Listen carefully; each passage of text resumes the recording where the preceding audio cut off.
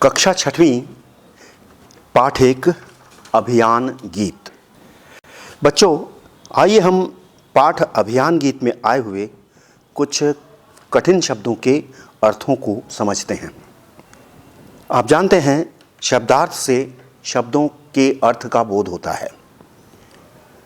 कुछ शब्द हैं सीना अर्थात छाती, वन यानी जंगल, तट अर्थात किनारा, फौजी अर्थात सैनिक, कर्ज अर्थात ऋण, श्रम यानी मेहनत, शीश यानी सिर, अगणित अर्थात जिसकी गणना न हो सके, पुरखे अर्थात पूर्वज, रक्षा यानी बचाव और कंठ अर्थात गर्दन।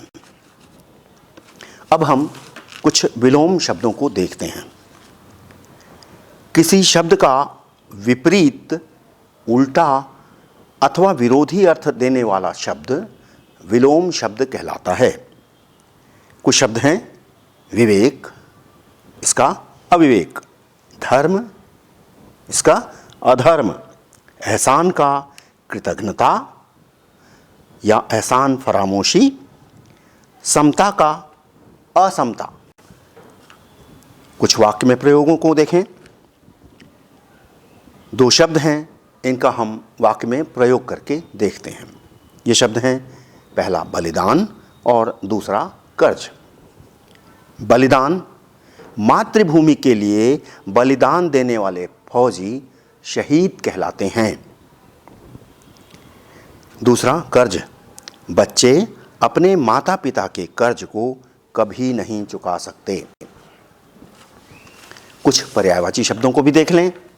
आप जानते हैं कि जिन शब्दों के अर्थ में समानता होती है उन्हें हम पर्यायवाची शब्द कहते हैं। कुछ पर्यायवाची शब्दों को देखते हैं। कंठ, इसके पर्यायवाची शब्द हैं गला और गर्दन। शीश, इसके पर्यायवाची शब्द हैं सिर, माथा, मस्तक। विवेक के पर्यायवाची शब्द हैं संज्ञान, बुद्धि, अक्ल। पूजा, इसके पर्यायवाची शब्दों को हम देखें प्रार्थना, अर्चना और आराधना। आइए इस पाठ के योजक चिन्हों से हम परिचय प्राप्त करें। व्याकरण में वो चिन्ह जो शब्दों को, पदों को, उपवाक्यों को आदि को जोड़ता है उन्हें हम योजक चिन्ह कहते हैं।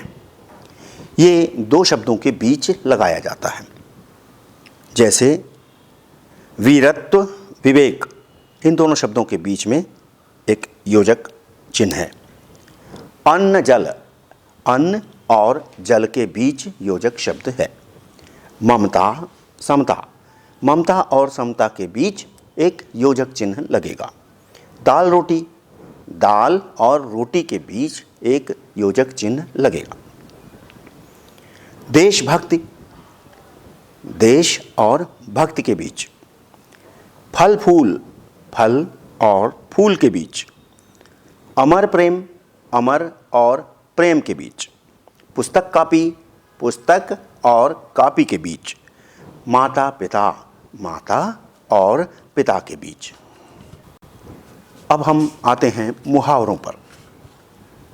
भाषा को रोचक और प्रभावपूर्ण बनाने में मुहावरों का महत्वपूर्ण योगदान होता है।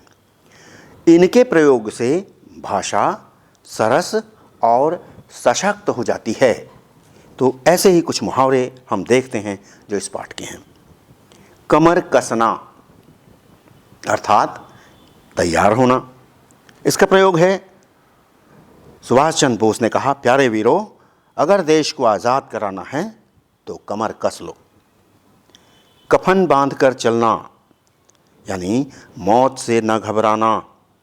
प्रयोग, आज़ादी के परवाने सिर पर कफन बांधकर चलते थे। घी के दिए जलाना यानी खुशी मनाना। इसका प्रयोग है, भारत देश की आज़ादी पर जनता ने घी के दिए जलाए। छक्के छुड़ाना अर्थात बुरी तरह हारना।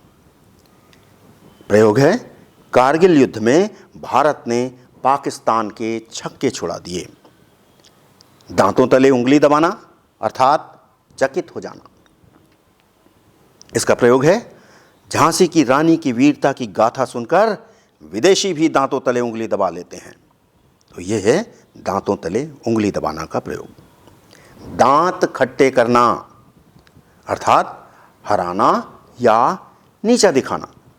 इसका प्रयोग है भारतीय सेना ने अंग्रेजी सेना के दांत खट्टे कर दिए। वाक्य में परिवर्तन करना भी इस पाठ में बताया गया है। देखते हैं, कुछ वाक्य हैं, इनको हम प्रश्नवाचक वाक्य में बदलेंगे। सीता गाना गाती है, इसको बदलेंगे क्या सीता गाना गाती है। एक प्रश्नवाचक चिन्ह अंत में लगेगा और सामने लगेगा क्या। फिर से देखें, क्या सीता गाना गाती है।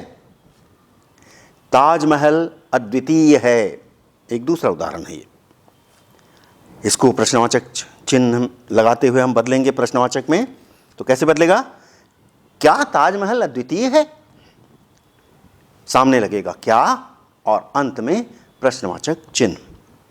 वह घर में अध्ययन करता है, क्या वह घर में अध्ययन करता है। वचन को देखें, हिंदी में वचन दो प्रकार के होते हैं, एक वचन और बहुवचन। वस्तु, इससे हमको वस्तु के एक या अधिक होने का बोध होता है। दूसरे शब्दों में हम कहते हैं कि इससे संख्या का एक या अधिक इसका पता लगता है।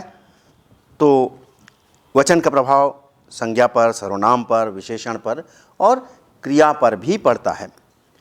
तो एक वचन और बहुवचन के कुछ स्वरूपों को हम देखते हैं। एक वचन है सैनिक, बहुवचन सैनिकों। गाथा एक वचन है, इसका बहुवचन होगा गाथाएं।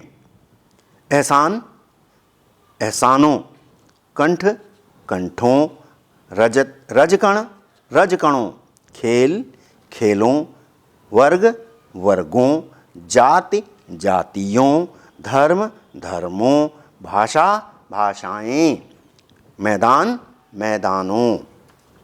इस तरह हमने देखा एक वचन कैसे बहुवचन में बदलते हैं।